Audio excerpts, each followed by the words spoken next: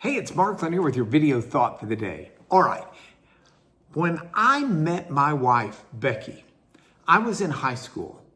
She was in middle school. We called them junior high and high school back then. And I was technically in 11th grade. She was in 9th grade.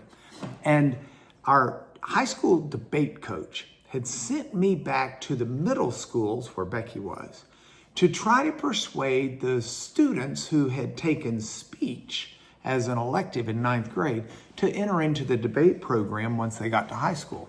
So as part of my persuasion, the speech class, unknown to me, had set up for me a debate on just a spurious topic, just something off the cuff that didn't require any research.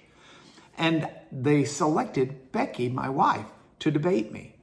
And the debate topic was whether or not you should be consistent around different people or whether you should alter, in essence, who you are based upon the people around you. And this was an unassigned topic to me as I walked in the door, and I was assigned to argue that you should change who you are based upon, who you're around. Now, we debated. And at the end of this video, I'll tell you who won. But first, let me tie this in because this week I'm talking about passages in the Bible that talk about odors or scents. And there's a passage in the Song of Solomon that is a wonderful passage about this. It's Song of Solomon, chapter 1, verse 3. It's an Old Testament book. It says, "Pleasing is the fragrance of your perfumes. Your name is like perfume poured out. No wonder the young women love you." I like this passage. I like it because the idea of your name being like perfume poured out, your name back then, Hebrew word is Shem, it stood for who you were, what you'd done, your reputation and your character. And so the idea here is that who you are, your character, is something that's poured out like a fragrance that people really appreciate and people really like. And it heightens for me the imagery and the importance of living a life that draws others. Now, I'm not saying this should be inconsistent with who we are, going back to that old high school debate, but I am saying that we should cultivate the types of characteristics that make us a person who draws others in.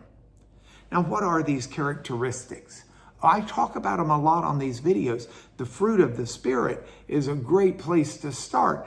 The idea of being a loving person, a kind person, a gentle person, a person with self-control, a person who's steadfast and faithful. All of these are attractive traits that will woo other people, that will make people look for what it is that makes you different. And the answer, of course, is God, because these are all traits of God and traits that God grows in us. So you and I want to be and should strive to be like a perfume that's poured out. Our reputation, our character, our actions should show other people an attractiveness of being a follower of God. That is the driving point of not only the Song of Solomon 1 verse 3, but of this, your video thought for the day. And I know you're saying, who won the debate? Honestly, do you think I'd have brought it up if I had lost? I'll see you tomorrow.